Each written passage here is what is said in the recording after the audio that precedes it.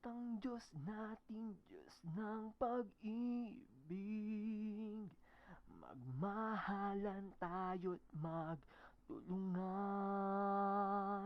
At kung tayo'y bigo, ay huwag limutin na may Diyos tayong nagmamahal. Siya ay pinatira ng alagad na ito sa kanyang bahay. Pagkatapos nito, alam ni Jesus na naganap na ang lahat ng bagay.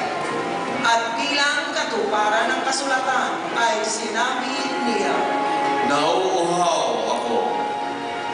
may isang mangkok doon na puno ng maasim na alak. Itinupog nila rito ang isang espongha, iginabit sa sanga ng isopo, at itiniit sa kanyang bibig. Nang masipsip ni Jesus ang alak, ay kanyang sinabi, Naganap na. Iniukayo ni Jesus ang kanyang ulo at nalagom ang kanyang hininga. Magsiluhod po ang lahat.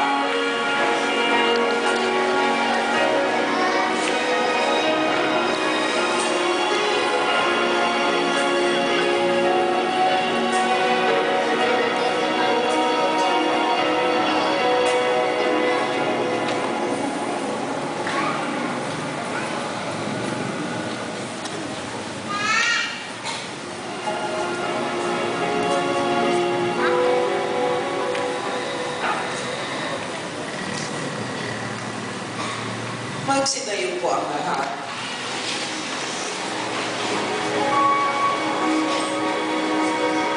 Noong araw ng pag-aanda at ayaw ng mga Hudyo na manatili sa krus ang mga bangkay sa araw ng pamamahinga, sapagkat dakila ang araw ng pamamahinga ito.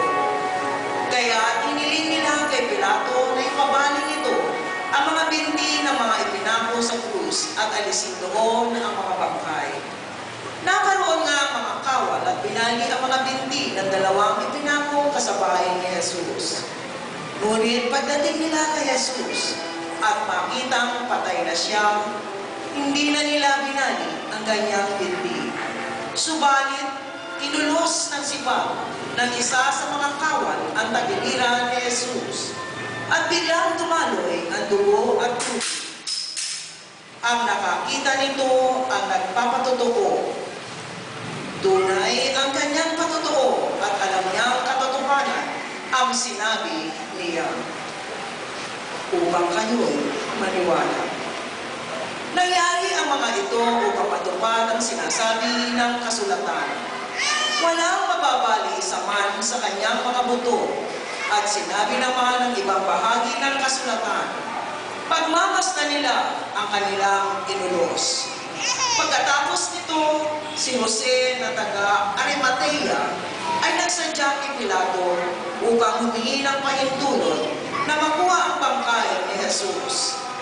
Si Jose isang alagad ni Jesus, ngunit palihim nga lamang dahil sa mga takot sa Hudyo, at pinahintulutan siya ni Pilato. Kaya kinuha ni Jose ang bangkay ni Jesus.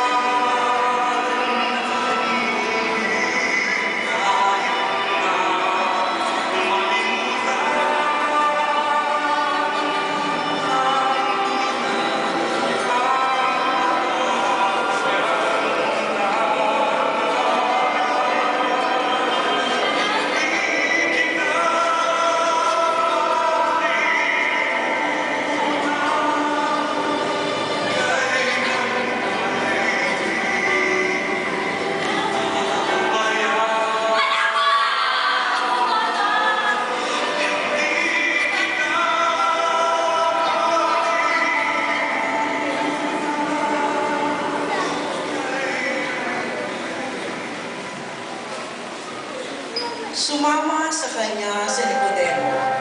May dalang pabango, mga 100 libra ng pinaghalong mira at ano Siyang nagsadya kay Jesus isang gabi. Kinuha nila ang bangkay kay Jesus at nilagyan ng pabango habang binabalot sa payong lino. Ayon sa kaugalian ng mga Hudyo. Sa pinagtaguan kay Jesus ay may isang halamanan at dito'y may isang bagong libingan, hindi pa napaglilibingan.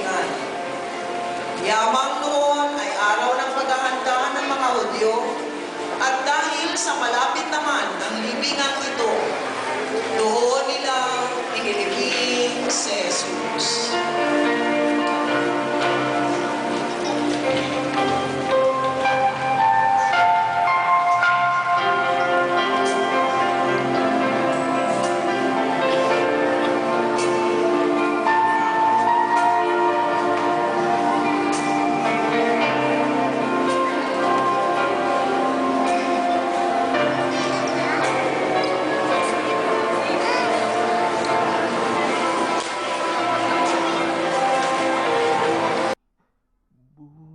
Bukas pa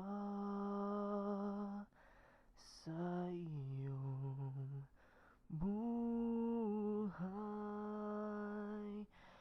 tutulungan ka ng Diyos na may lalang ang iyong pagdaramdam. Idalangin mo sa may kapal na sa puso mo ay mawala ng lubusan.